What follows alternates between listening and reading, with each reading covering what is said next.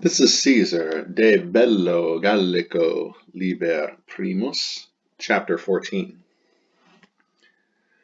We are in the midst of negotiations, if you want to call them that, between Divico, the princeps of the legatio, the head person, the leading person of this embassy, which has come to Caesar to complain because Caesar seems to have slaughtered a great portion of a fourth of their population. And they're arguing about that. And Divico has said that if Caesar doesn't back off, then they may have to fight it out and not resort to trickery or traps like Caesar did to take out a large portion of the Tigrine canton, that is, the fourth of the population of Helvetia, of the Helvetians, which in 107 BC, some 50 years earlier, killed a Roman consul in battle, and also the grandfather of Caesar's father-in-law. Oh no. And they're going to continue to argue. There was a rather lengthy indirect statement, rather lengthy oratio obliqua in the previous chapter, chapter 13. Chapter 14 has what you might call it even lengthier indirect statement, a longer oratio obliqua. All right, so let's begin. His Caesar ita responded. And man, you're going to wish you could see more nominatives and finite verbs in the indicative, but hey, can't always get what you want. His, that's going to be dative or appelative, any gender of hic, haec, hoc, these. It's probably going to be plural masculine and dative. Could be appelative, but it's going to be dative. Caesar, that's our man, ya boy, nominative, singular masculine. Caesar, Caesaris masculine, it's our subject. Ita, adverb, thus, in such a way, and it modifies the verb respondit from respondeo, respondere, respondi, responsus, to reply, to answer, to make a response, or to make an answer. And we have here, Caesar thus replied, his, dative, indirect object, to them. And his reply is as follows. So you could say like this whole thing that Caesar says all the way down to here, factorum, where we pick up with divico respondit, divico's answer to this. All of this from eo down to factorum, that's Caesar's accusative direct object reply of respondit. Caesar made answer to these in such a way. And this is his answer. It's a long one. It's not just a yes or a no. It's a long answer. And here we have an indirect statement, oratio obliqua.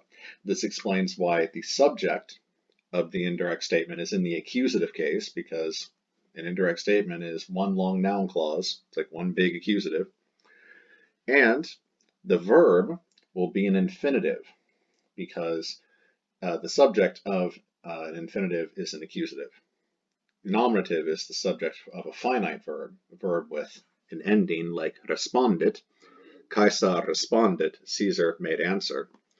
But in an indirect statement, the subject is in the accusative case, therefore its verb has to be an infinitive. The infinitive will be based upon the main verb, the introductory verb, and that's going to be respondit. So perfect tense.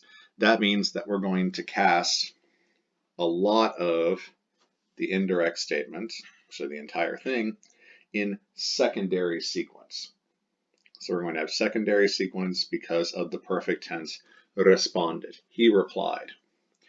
That means that when the tenses of the verbs will line up with the main verb responded, so present tense will show contemporaneous time to responded.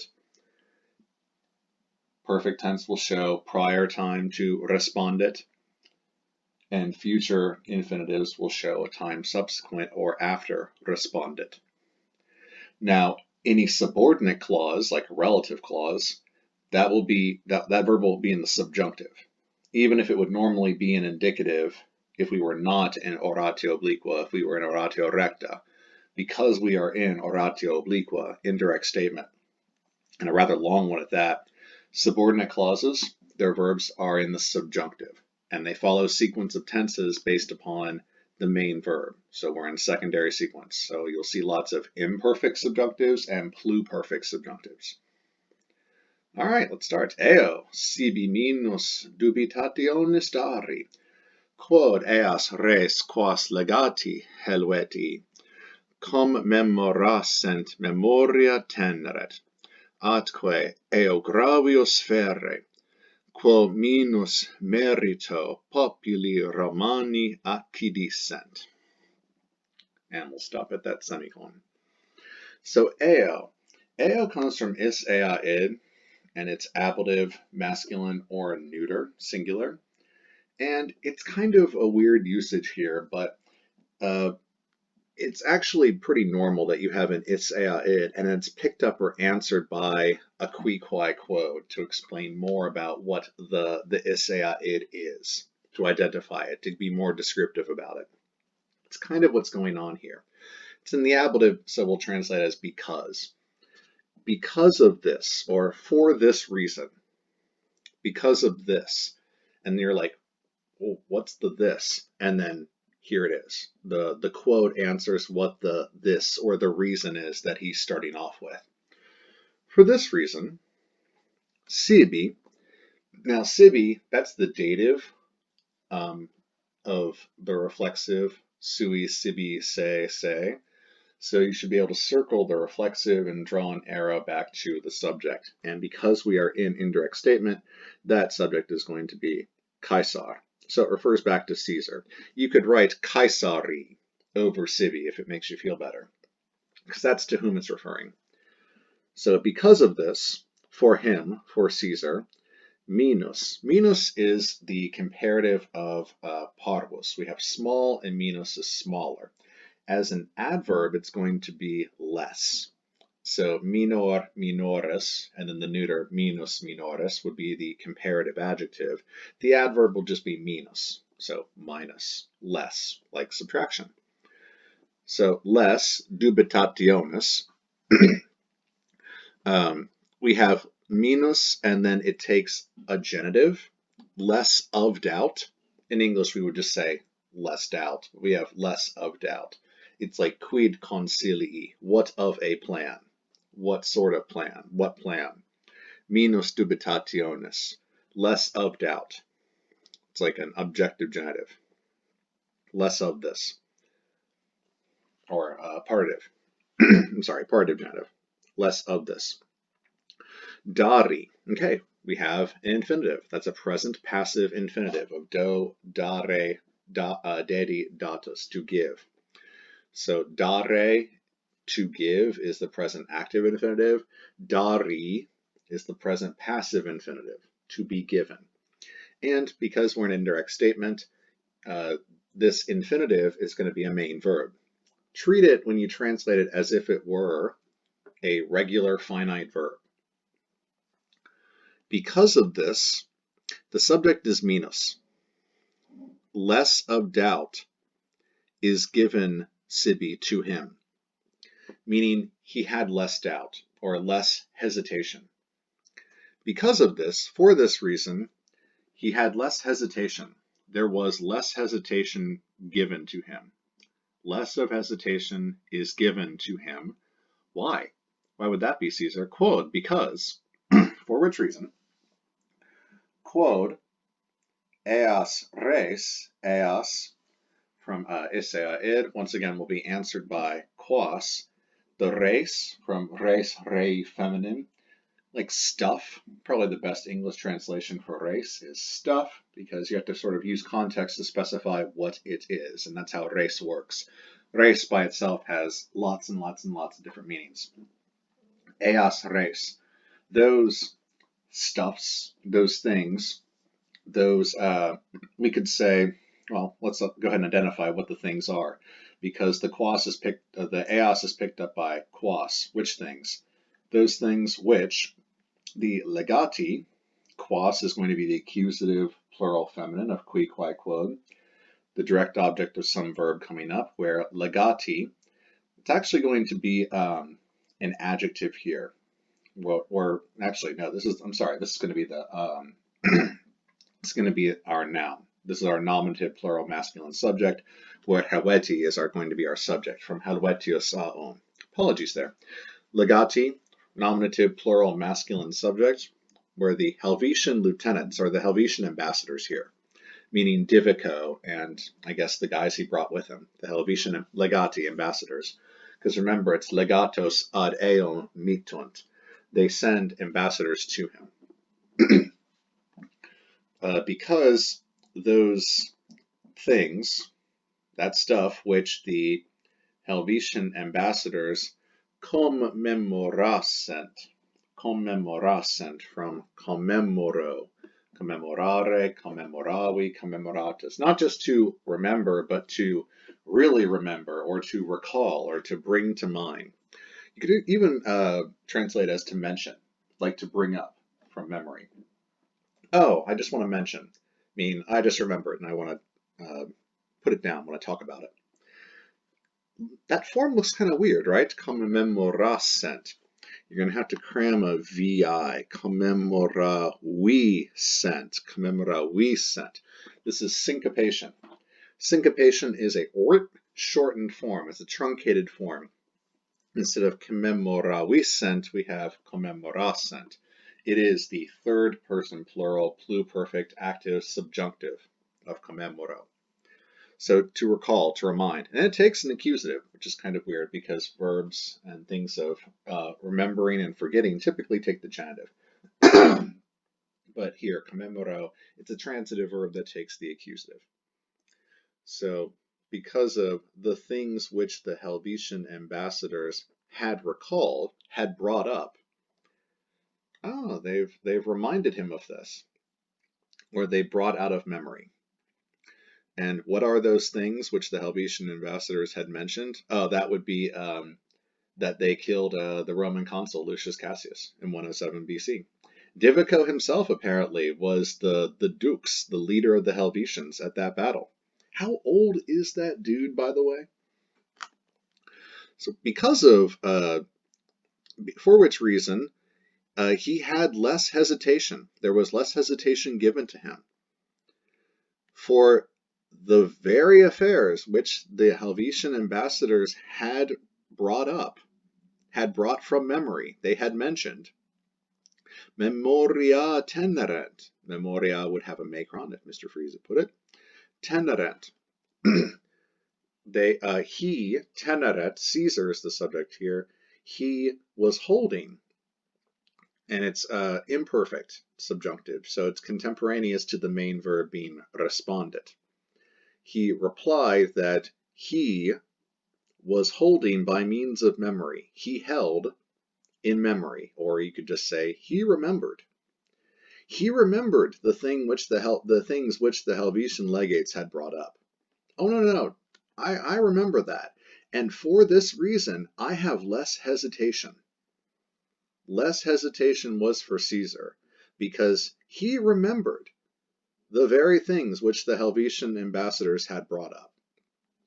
Oh, yes, you want to talk about that time where we thought you were bloodthirsty savages killing our consul? Yes, let's bring that up, actually. Caesar says, I feel better having opposed you because I knew that you would do all this bad stuff, you Helvetians. Atque, and also, souped up et, eo. This is going to repeat. It's going to be parallel in structure to this. And for this reason, gravius ferre. Gravius is a comparative adverb. When you grave ferro, ferre, it's a Latin idiom meaning to take it badly, to be annoyed. And because it's in the comparative, it's not just to be annoyed, he's quite annoyed. So rather quite annoyed, I dare say. And also, atque, and also for which reason, ferre. Remember, like dari here, we want to turn ferre, we want to translate it into a finite verb. Because this is an infinitive, it's a main verb. It would stand in for ferro, if this were oratio recta. Dari would be datur, and ferre would be ferro, with the subject being Caesar. And I am taking this rather badly. and for which reason he, Caesar, was taking it rather badly. Caesar replied that he was taking this rather badly. Because, quo minus, because less, quo minus, less merito populi Romani accidissent. And this altogether means less had the Roman people deserved it. The Roman people, less deservedly had this had the Roman people had this happen to the Roman people, meaning the Roman people did not deserve that this happened to them. This had happened undeservedly to the Roman people. Yeah, he was somewhat annoyed. And for which reason he, Caesar, was quite annoyed because less deservedly had the Roman people done this, had this happened to the Roman people. Now, semicolon here, take a breath. Qui si alicuius signoriae sibi conscius fuisset, non fuisse difficile cavere, semicolon. We're moving from topic to topic. So Caesar starts out by replying to the Helvetians that, well, actually, I'm pretty happy about my actions so far because, as you yourself have brought up, you're not to be trusted. And I'm quite annoyed also that you brought this thing up because in that instance which you mentioned, less deservedly had the Roman people merited it. The Roman people undeservedly had it happen to the Roman people. Now, qui is a relative pronoun that's standing in for the populus Romanus, the Roman people. Now, we're often going to think of the Roman people in the plural as English speakers, but keep in mind it's going to be singular in Latin, which is why it's going to be kind of weird. Qui, that the Roman people, if the Roman people fuisset conscius sibi, had been conscious, had been conscious of alicuius injuriae. This is going to be genitive, aliquis, so this is the part that actually declines, cuius being the genitive of qui or quis. So aliquis, genitive. So if the Roman people of not just some, but any injuria, I feminine, injury, of any wrongdoing, sibi conscius. Sibi, it's going to be a dative. Here it does not refer back to Caesar. It refers actually to the Roman people. It's referring back to the subject here. And we know this by context because of what the sentence means. Conscius, nominative singular masculine, conscius a You can see skio, skiere, skivi, skitus, to know. If they had been knowledgeable, conscious, if they had been knowledgeable, fuisset. So if the Roman people, singular, third person singular, fuisset, had been conscious, had been knowledgeable of what? Of, genitive, of any injury, wrongdoing, or slight, sibi, on their part. So this is dative, and it's sort of like a vague dative of reference. If the Roman people had been, third person singular masculine, knowledgeable of any wrongdoing in reference to them, done by them. Notice the roundabout way to sort of take responsibility off of the Roman people. Non fuisse difficile. Just like in the previous chapter where we had Divico, he starts out with a C. If the Roman people should faceret, make pacem cum Helvetis with the Helvetians, then something would happen. So the protasis is the C, the if part. If, this is the protasis, so this is the subordinate part, which is why it gets the subjunctive, fuisset, third person singular, pluperfect, active subjunctive. If the populus Romanus, the Roman people, had been knowledgeable of any wrongdoing on their part, non fuisse difficile cavere, non, it was not difficult, it had not been difficult, or here it's something like it would not have been difficult, because you can't actually express the subjunctive in a main clause and indirect statement because you're using only infinitives. So you kind of have to infer that. It would not have been difficile cavere. It would not have been difficult cavere, to be on guard. Fuisse, it's the perfect active infinitive of sum esse fui futurus. It would not have been. Perfect infinitive. Prior to Caesar making this answer. Because remember, Caesar's talking about an event that occurred like 50 years previous. If the Roman people had been back then conscious of any wrongdoing on their part, it would not have been back then at the time difficult, difficile, cavere, to be on guard. Being on guard, cavere, caveo, cavere, cavi cautus, like caution, to be on guard, to be wary, to be cautious. It would not have been difficult to be on guard, to be wary, to be cautious. Taking caution would not have been difficult. Difficile is neuter, difficilis difficile. It's neuter because it's modifying cavere, where cavere, that's an infinitive, but it's acting as a subjective infinitive. It's the subject of the verb fuisse, and difficile is neuter, because infinitives are always singular and they're always neuter. Being on guard would not have been difficult if the Roman people had been conscious of any wrongdoing on their part. If they had thought that they had done something wrong, they would have been like on their guard. They would have been aware of something. They would have been looking out for trouble. Said, but eo deceptum. Once again, we have the eo, which will be answered by the quod. Deceptum, that's going to be decipio, decipere, decepi, deceptus, to deceive, to trick.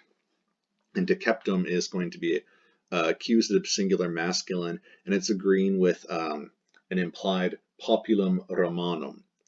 Populum Romanum, because we're an indirect statement, it's going to be an accusative subject of the indirect statement. So sed eo, and then add a populum Romanum deceptum, and then you can add an essay. But the Roman people had been deceived. They had been tricked. Quod, because neque commissum, and neque correlates to this neque coming up. Sed eo deceptum, quod neque commissum asse intellegeret, quod retimeret, neque sine causa timendum putaret. Ah yes, of course, flawless logic. Because neque, neither, and then nor. Neither commissum from committo, committere, commissi, commissus, means to send together, mean to commit, to join, to allow. It can also mean something committed, something done, like a crime is committed, to commit a crime. And neither committed or done, something that was like a crime was committed. Say, ab, plus the ablative, say, sui, sibi, say, the reflexive. And it does refer back to the subject here, not to Caesar, here, intellegeret.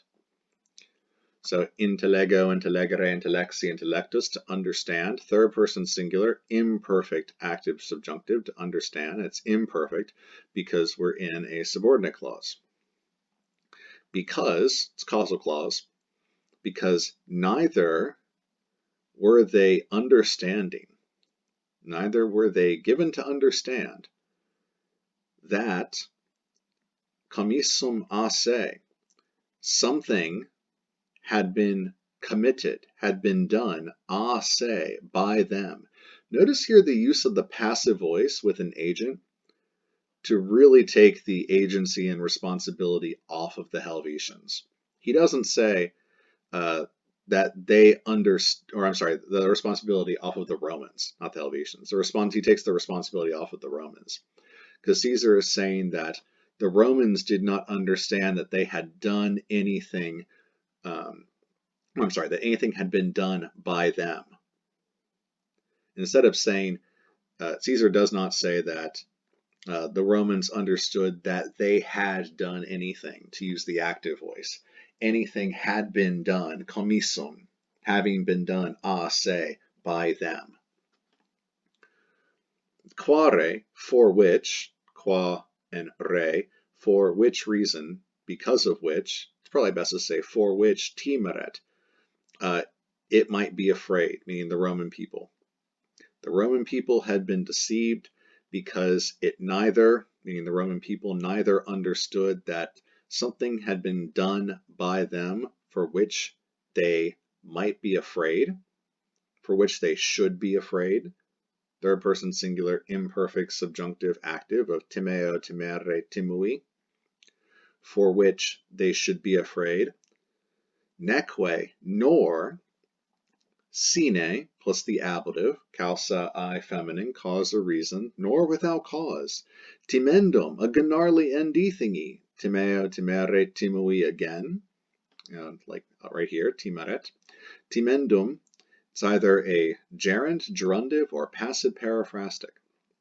Well, it's not a gerund, it's not a gerundive, it is a passive periphrastic. It's going to be, there's an implied form of sum here.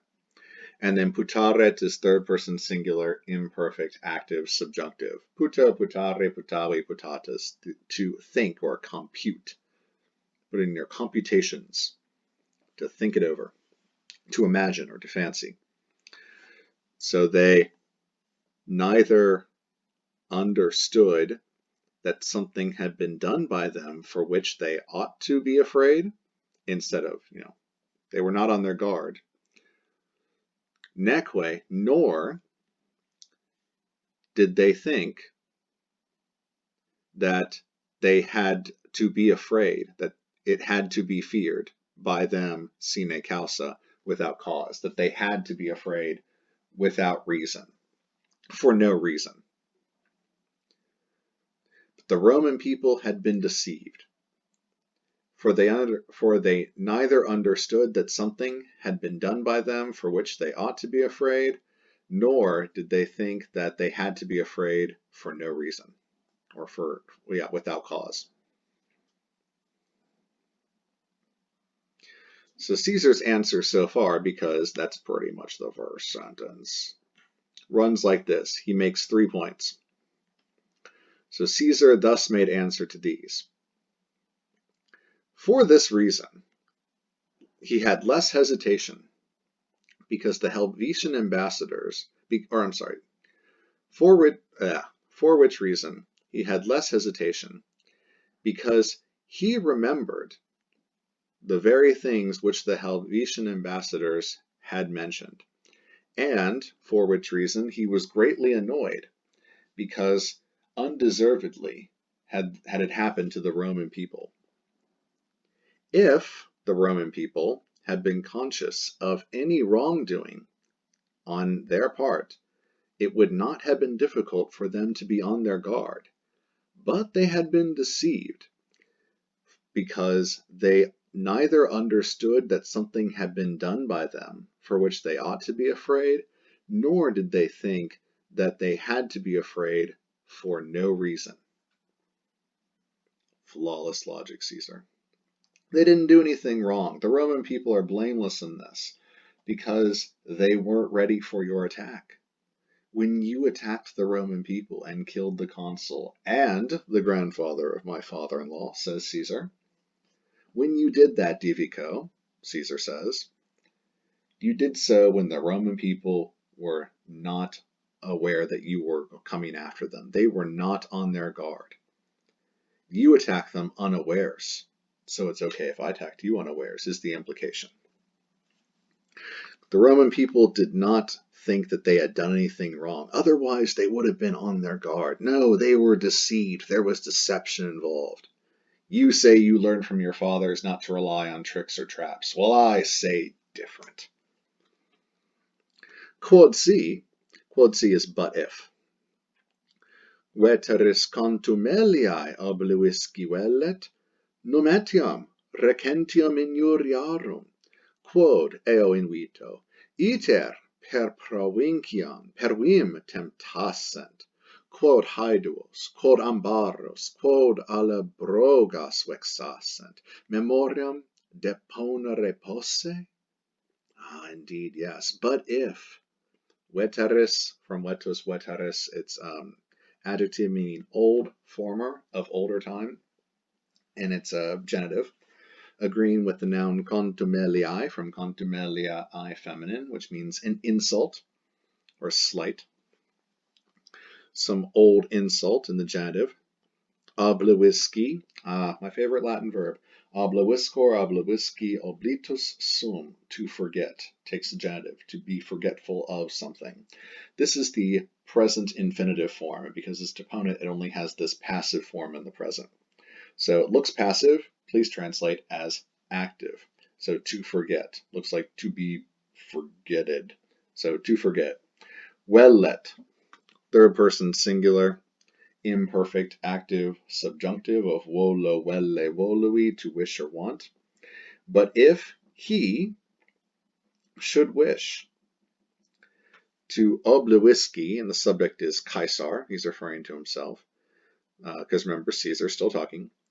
But if he, Caesar, should wish to oblivisci, to forget some genitive, it's an intransitive verb, takes the genitive, the old insult, and he's referring to the what Divico called the veteris incommodi in chapter 13, the old problem, the old bother, the old trouble of the Romans. Caesar calls an outright contumelia an insult. But if he, Caesar, should wish to forget this old insult, this former slight, num, and then num indicates that we are going to ask a question, to which the answer is going to be no. We're asking a question, and the answer that we want is going to be no. Etiam, etiam is just adding flavor to and also. Should he also, etiam? Yeah, but if he should wish to do this, quod si, but if he should wish to do this, should he also do this? Or was he able to do that? Is he able to do this? Num etiam recentiam injuriarum.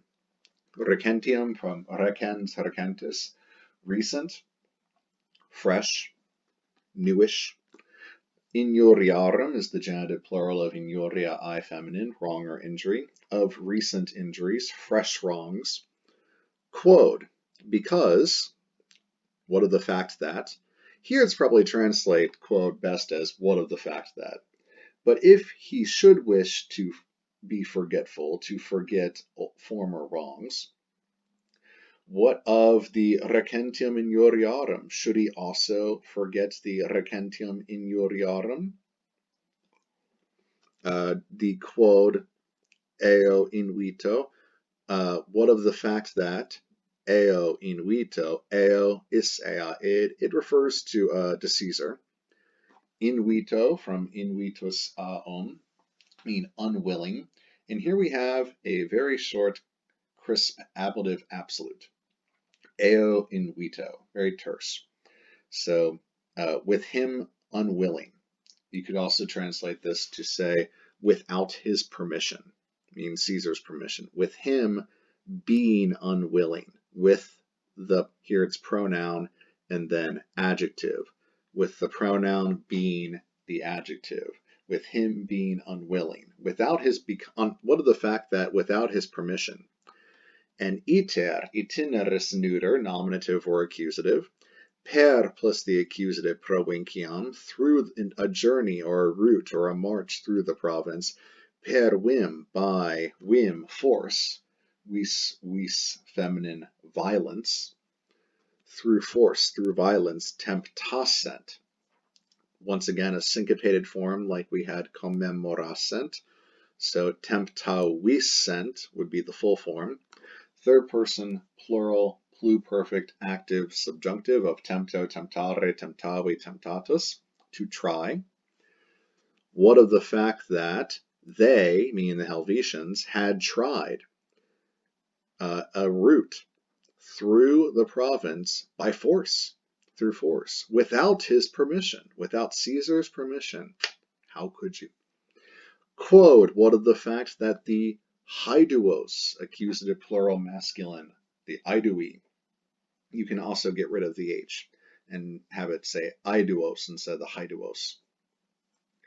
Quod ambaros, what of the fact that the aidui, what of the fact that the ambaros, the ambari, notice these are accusatives, but we are still in the indirect statement, so these accusatives, they're going to be the subjects. What of the fact that the aidui, the ambari, I'm sorry, not the subjects. They could be the subjects, but they're not going to be. I apologize. What of the fact that the ambaros, direct object, the ambari, what of the fact that the alabrogas, the accusative, the alabrogis, wexasent, there we go, wexavisent, another syncopated form, third person plural, pluperfect, active, subjunctive. What of the fact that quod, wexasent, one, a very nice tricolon, 1, 2, 3, also anaphora. Anaphora where we repeat the initial word for emphasis. Quod haiduos, quod ambaros, quod alabrogas. And there's sort of a crescendo effect where we have 1, and then 2, and then 3, wexasent. So there's a little bit of rhetorical flourish here in Caesar's negotiations with the Helvetians. Wexasent, that they had, now vexed is a little bit not quite there. It's more harassed, oppressed. And it's a little bit more than just harassed. They had oppressed. So it's not just vex, it's not just really harass, it's a little bit stronger than that. It's oppress. What of the fact that they had oppressed the aidui, the ambari, the alabrogi? And notice how English doesn't really have that anaphora. We could repeat the verb over again. What of the fact that they had oppressed the aidui, that they had oppressed the ambari, that they had oppressed the alabrogi? But Latin uses the quod, the initial quod for anaphora, the initial word for emphasis, repeated. Nometium recentium injuriarum. And then we finish up with memoriam. And it's the memory, and then the memory of what? Of recentium injuriarum. Wow, that's quite a ways away. Recentium injuriarum, the memory of the recent wrongs. Posse, deponere. Was he able to set aside the memory of the recent wrongs, of the fact that without his permission they had tried a route through the province with violence, through violence, by means of violence? What of the fact that they had oppressed the aidui, the ambari, the alabrogi? Is he able to set aside the memory? Num, with the expected answer being no. No, Caesar is not able to set aside posse. So posse being the infinitive is going to be your main verb, with deponere being a complementary infinitive dependent upon posse. But if he did wish, if he should wish, if he were to wish to forget the former wrong, the old slight of this battle gone wrong for the Romans, is he likewise able to set aside the memory of recent outrages, of the fact that without his permission they had tried a march through the province through violence, of the fact that they had oppressed the aidui, the ambari, and the alabrogis? Tisk, tisk, tisk. Quod, what of the fact that sua victoria tam insolenter gloria rentur, quodque tam diu se impune injurias tulisse admirarentur? Eodem pertinere. Let's get a little philosophical here. Quod, what of the fact that sua victoria? Now, if Mr. Fries had put macra, he would have put macron here over the A in sua and the A in victoria. to be ablative singular feminine, being the direct object, I'm sorry, not the direct object, just the object of the intransitive verb gloriarentur, glorior, gloriari, gloriatus sum. Deponent verb, actually this verb can be transitive if it feels like it, maybe on days that end in y. It can take the accusative, direct object. It can also be an intransitive verb if it feels like it on days that end in y, I guess, and in which case it will take the ablative. Sometimes it can take in plus the ablative because it means to glory in, to boast about something. That they were, you can see gloria as the root, that they, imperfect subjunctive, third person plural, imperfect subjunctive, looks passive. It's deponent, so please translate as active. And subjunctive, gloriarentur, what of the fact that they are glorying in their victory, their own victory. Whose victory? Their own, meaning the Helvetians, they're the subject. What of the fact that the Helvetians are glorying? We're glorying in their own victory. Tam insolenter. Oh, not just insolenter, but tam insolenter, where tam is an adverb modifying the adverb insolenter. Insolenter would just be not just insolent, but insolently, meaning with insolence. So, insolently, glorying. You were being very insolent. What of the fact that they were so, not just insolently glorying, but so insolently glorying in their victory. Quodque, not just this one quod, but another quod something. And what of the fact that Tom, diu, Tom, adverb insolenter, Tom, adverb diu, so insolently and so long, for such a long time, say, impune, that say, the accusative or the ablative, it's probably going to be accusative, the reflexive pronoun, you can circle it and draw an arrow to the subject, which is going to be admirentur, like gloriarentur. We're talking about the Helvetians. Once again, these are subjunctive because we're in a subordinate clause, the quod. What of the fact that? So we had a but if subjunctive, and then we had, this is our main verb of that previous sentence, posse, so it's an infinitive. And then the other verbs were subjunctive because they were dependent upon the quods. Quod, what of the fact that? Here, quod, once again, gives us an imperfect subjunctive. They have, pluperfect, already tried this route to the province. They've already oppressed the Aedui and the Ambari, and they are still currently, at the time of Caesar making this reply, imperfect subjunctive, which shows a contemporaneous action to the main verb. They are still so insolently glorying in their own victory, and they are, for such a long time, amazed, in wonderment, in amazement, that they had impune, with impunity, this is an adverb, meaning unpunishedly, with impunity, that they had, without suffering punishment, injurias tulisse, injurias being the accusative plural feminine of injuriae, feminine, wrongs, and then tulisse being the perfect active infinitive of ferro ferre tuli latus, that they had borne, or they had done wrong. They had borne wrongs. They had done wrong, done some wrongs, impune, unpunishedly, without suffering punishment, with impunity.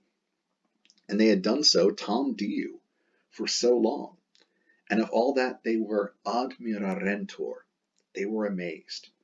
What of the fact that they were glorying so insolently in their victory? And what of the fact that for so long they were in wonderment? What of the fact that they were amazed that for so long they had borne these wrongs with impunity? That they had borne these wrongs, that they had done these wrongs without suffering punishment. Well, all of that, eodem pertinere. So, like before, we had eo answered by quod, or a form of quod. Here we have quod, and then the ao is here, comes after it, probably for effect. For the same thing, for the same, it's not is ea id by itself, ao. We have ao dem. It's edem, eadem, edem. It's is ea id plus dem. And the dem doesn't change, but the is ea id declines. So aodem, to the same place. Thitherwards, to the same thither. Aodem, meaning the same place. Pertinere, pertineo, pertinere, pertinui. No fourth principal part. It's per inteneo, meaning it pertains to, it stretches on, it touches on, or it stretches towards. It pertains to. And here he's saying it pertains to the same thing. What pertains to the same thing? What's the it? Oh, the fact that you guys are glorying so insolently in your victory. You guys are really proud of yourselves. Really enjoying the pat you're giving yourselves in the back there. Inventing new words of praises for yourselves, glorying so insolently. You had done wrong, and you had done so without taking punishment for it. You're amazed. You're in wonderment. Every day you wake up and you're like, why haven't I been punished for doing that? That was a really crappy thing that I did. I should be punished, but I have not. Oh well, I guess I got away with it, and I guess I'm going to continue to get away with it. Oh well. Caesar's saying that behavior, eodem pertinere, it tends to the same thing. It stretches on the same thing. It comes to the same end. It touches on the same problem. That you are doing this, that you are glorying, and that you are in amazement, that you've gotten away with this unjust victory of yours for 50 years. Well, it all comes to eodem, the same place. Eodem pertinere. And then he expands upon that idea. Consuesse enim Deus immortales, quo gravius homines ex commutatione rerum doleant, quos proscelere eorum ulcisci velint, his secundiores interdum res et diuterniorum impunitatem concedere. Nice. Consuesse. Not often do you see a verb in Latin as the first word in the sentence, but when it is, it's usually pretty emphatic. And here it is, emphatic. Consuesse, from consuesco, meaning it is the custom of. And because remember, we are still in this huge oratio obliqua, this enormous indirect statement, that this is going to be our main verb, this infinitive. It is the custom. Consuesse, it is the custom. Currently, right now. Enim, not just nam, for, nam, but et nam, en nam, or en nam. For, souped up nam. For. And the reason why enim is souped up, the emphatic, is that it's postpositive. It just doesn't have the prefix e. It's also postpositive. So what it does is it allows the very important or operative word to come first, and then the conjunction comes after. For it is the custom. For something is accustomed. For accustomed are the Deus immortales. Remember, inside this huge indirect statement, this subject's got to be in the accusative. Deus immortales. Not just the gods, but the immortal gods. What other gods are there? The deathless gods, the gods that are immortales, the not mortal ones. You know, the not mortal gods. Okay. For the immortal gods are accustomed. They're usually accustomed to do something. We'll take a complementary infinitive, to be accustomed to do something. For it is the custom of the immortal gods to do something. We could translate it that way. Quo. Now, quo could be lots of things. I wouldn't dwell too much on it, but I'll go ahead and spoil the surprise here. This is quo, and kind of gives it away if you look at the next word, gravius. That's a comparative. Quo? Interesting. Quo with a comparative. Interesting. What could that be? That could be a comparative purpose clause. So that, instead of an ut gravius, we have quo gravius. So that, for the purpose of, more seriously, more gravely, like we had gravius up here, so that more gravely, homines, nominative or accusative plural masculine of homo homines, meaning person, man or woman, homo sapien, ex plus the ablative, moving out of, away from, commutatione. Oh my goodness, what could that word be? Well, you could take off the a and just make it the English word commutation. We'll look at the word here. First we have mutatio. If you have an eo, to right there, that eo, to thing, usually comes from the fourth principal part of a verb. So muto, mutare, mutavi, mutatus, to change. Mutatio, take the fourth principal part, stem, mutat, at eo, eonis, we get mutatio. And it's not just a change. Mutatio is a change, but a commutatio, a forcible change, a violent change, a real turn of the tables. The rug is pulled out from underneath you. You think it's one way? Nope, commutatio. Now it is the other way, in utter reversal. Rerum, out of an utter reversal, a big change of rerum, of stuff, of things, of their affairs. You could even say fortunes, like fortunarum, of their fortunes. And then doleant. This is the third person plural, present active, subjunctive of doleo, dolere, dolui, which means to be at pain, to be sad, to smart. So that they may make, to make someone pain. Doleo. Dolor is the word for pain.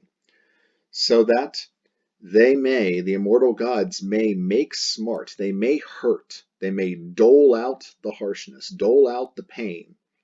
Gravius, more seriously, they may more seriously hurt people out of an utter reversal of their fortunes. This is the custom of the immortal gods. Or, I'm sorry, that is not the custom of the immortal gods. The immortal gods do something so that they may hurt people. Homines. Homines will be the accusative direct object of doleant.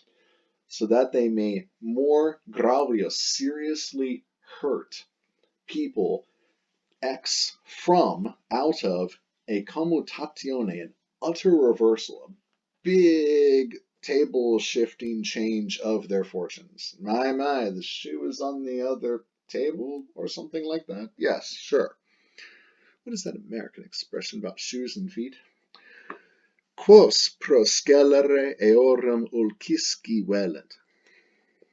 So quos, accusative, plural, masculine of qui, quae, quod, which, the antecedent is going to have to be a plural masculine thing. And if you go back here, it is going to be homines. So people whom, because it's quos, it's going to be the accusative direct object.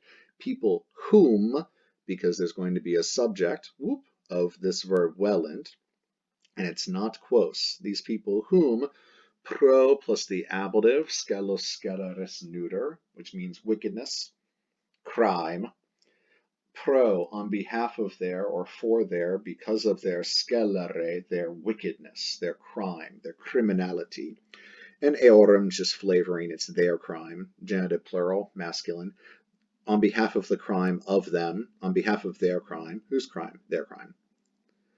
Ulcisci, another one of my favorite Latin verbs. Love that score. Obloviscor, ulciscor, ulcisci, ultus sum, to avenge.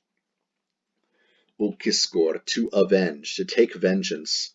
Velant, third person plural, present active, subjunctive of volo, velle, volui. So wellim, wellis, wellit, wellimus, wellitis, wellent. So wellent. Whom, people whom they, subject is still the immortal gods, the immortal gods wish to avenge because of their wickedness. So these people have done wickedness, and because of their wickedness, the immortal gods wish to take vengeance on them. Oh, okay.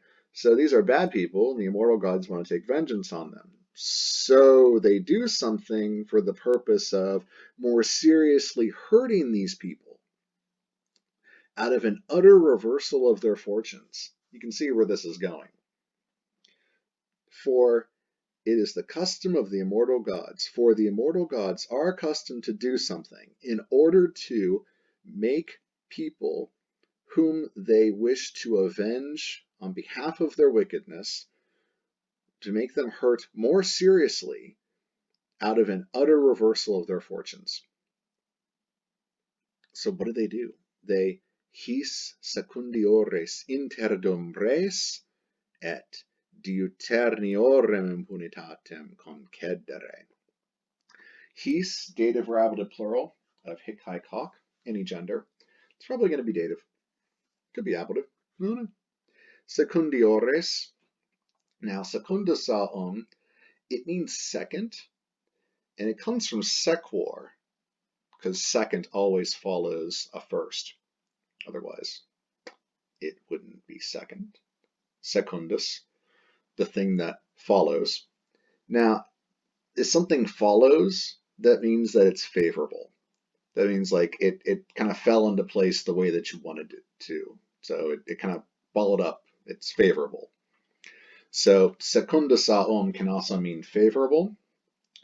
And here we have the comparative more favorable, secundiores, not just secundasaum, but secundior, secundiores. And then it's got a nominative or accusative plural, feminine or masculine ending, more favorable something. Interdum, meaning in the interdum, the meanwhile, in the interwhile, the meantime. Res, more favorable affairs in the meantime. He gives them res, like rerum right here. More favorable stuff in the meantime. Interdum, in the meantime. Et deuterniorum, from deuternus aum. So you can see diu. This is the adjective form of diu. Diu meaning for a long time. Deuternus, something that lasts for a long time. Long lasting. It's comparative, like secundiores. This is secundiorem agreeing with impunitatem, whereas secundiores agrees with res. So deuterniorum, accusative, it's going to be singular and feminine. For longer lasting, impunitatem, impunitas, impunitatis, feminine. Impunity, unpunishedness, not being punishedness. Impunity is probably the best translation. Sad we have to go for the English derivation, but hey, that's English's problem, I guess. Concedere. And here's the complementary infinitive that we wanted from the very first word. What a beautiful sentence. The final word links up with the first word, all encloses and frames it together. How lovely. Concedere, which means to give, grant, yield, concede.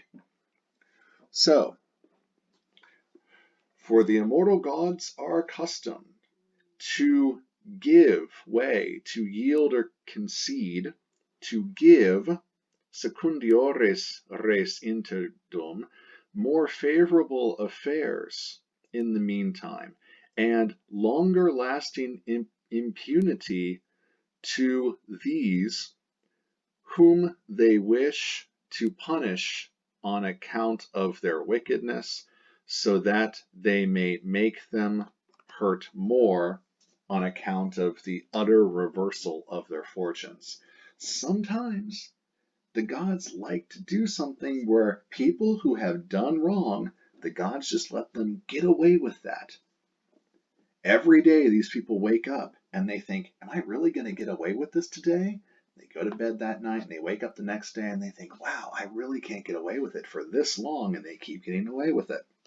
The gods give them, is the custom of the immortal gods to grant to these more favorable affairs in the meantime and longer lasting impunity, so that when they finally get their comeuppance, it's really bad. It's gravios. It is more serious, so that the gods may more seriously hurt these people out of an utter reversal of their fortunes.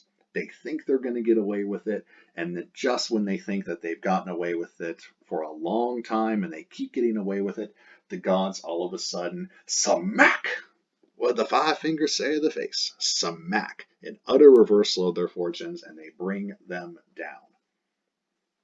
In vengeance, Okiski. This is what Caesar says to the Helvetian ambassador in response to the previous chapter. Yeah, you thought for decades that you got away with that battle, huh? With killing our consul and killing the grandfather of my father-in-law. Well, sometimes the gods let you get away with that stuff just so when you finally get your comeuppance, it hurts really badly. But that made Divico happy. Cum ea ita sint, tamen, si obsides ab e sibidentur, uti ea quae paleceantur facturos intelegat, et si haeduis de injuris quas ipsis sociisque eorum intulerent, item si alabrogibus satisfaciant, sese cum iis pacem esse facturum. Cum ea ita sint, since ea ita sint, Cicero would have said quae cum ita sint, but I guess Caesar is not Cicero. Caesar starts with cum, since, when since, although in here it's going to be since. This is definitely a cum causal. Since ea, these things, which things? Oh, that stuff that he said before. Since these things, nominative, it's going to be nominative, plural, and neuter. Nominatives are pretty rare in indirect statement. Remember, we're still in this indirect statement. You had forgotten, hadn't you? It's just, this is a subordinate clause. It's a causal cum clause, so it takes a subjunctive. That's why we have the nominative here. Ita is an adverb, and then sint, third person plural, present, active, subjunctive of sum esse fui futurus. Sim sis sit, similicitus sint. Since these things are thus. Since things are thus. Since matters are where they are. Tamen, nevertheless. Actually, this is not cum causal. My bad, this is cum concessive because we have a tamen. Although these things are thus, nevertheless, even though things stand as they are, nevertheless, tamen, postpositive, see if obsidus, masculine, a hostage, this is either nominative or accusative, plural masculine. Nominative will be the subject, accusative will be the direct object. If hostages, ab plus the ablative showing separation or personal agent. Is from id, ablative plural, masculine, feminine, or neuter. From them, sibi. Sibi is going to be referring back to Caesar actually here, a reflexive, dative, referring back to Caesar. And then dentor. From do, dare, dedi, datas. Doesn't look like do, but it is because it's subjunctive. It's third person plural, present, passive, subjunctive, dentor. The a of the stem da becomes an e, de, and then adds entor, dentor. If hostages be given, should be given, sibi to him by them, meaning the Helvetians, hey, we have a present subjunctive where, as at the outset, we would pretty much only have imperfects or pluperfects. But yep, here we have a present because it's something that has yet to happen, if this should happen. So if, nevertheless, hostages should be given to him, to Caesar, you can write Caesari above sibi if you want, by them, by the Helvetians, ab Helvetis, abis, uti, which is the older form of ut, so that. Ea, and then is answered by the quai. Isea id, this is going to be nominative or accusative plural neuter. Quai, it's going to be plural neuter, either nominative or accusative. Policiantur is third person plural. It's going to be present and its deponent, subjunctive of policior, policere, policitosun, to promise. And usually promise to do something. In English, we promise to. It takes an infinitive to do something. In Latin, you promise an indirect statement. You don't promise an infinitive. Policior does not take an infinitive. It takes an indirect statement. You promise that something will happen, that you will do something. So like policior me, I promise that I will. Me. Policior, and then the accusative subject me. Facturos is the future active infinitive of facio, facere, feci, factus, to make or to do, and it's obviously accusative, and it's plural, and it's masculine. So the subject is going to be the Helvetians, Helvetios, because they're the only plural masculine thing around. And intellegat, from intellego, intellegere, intellexi, intellectus, intellegat. And that's third person singular present active subjunctive. And the subject of that's going to be Caesar. Uti, so that, for the purpose that he may understand. Although these things are so, nevertheless, if hostages be given to him by them, so that he may understand, he may come to know that facturos, they will do ea, the things which they promise, which they currently promise. Et, and C, and if haiduis, which is dative or ablative of the idui, you can get rid of the H if you want. De plus the ablative injuriis, ablative plural feminine of injuria I feminine. Quas, the wrong, concerning the wrongs, quas which, accusative plural feminine of qui, quae, quod, its antecedent is injuris. Ipsis, that's going to be dative or ablative plural, any gender of ipse, ipsa, ipsum. And sociis quae. There's the quae, attached like an alien parasite to sociis. It's translated before the word to which it is attached. It means and. It's a postpositive enclitic. And then sociis. Dative or ablative plural like ipsis. It's going to be masculine of socius, soci, masculine. Ally, comrade. Eorum, genitive plural, masculine or neuter, of isea id, of them, or their, their, and intuleret, third person plural, and it's either going to be the future perfect indicative.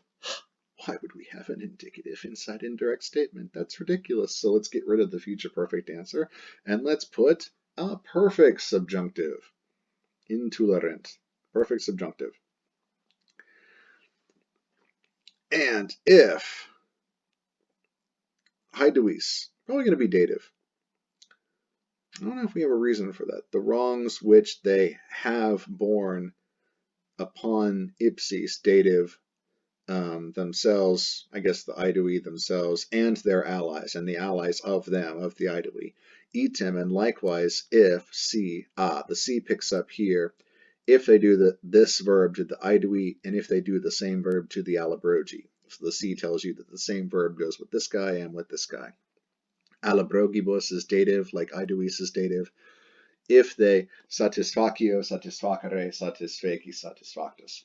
To make enough, or to satisfy, to make satisfaction.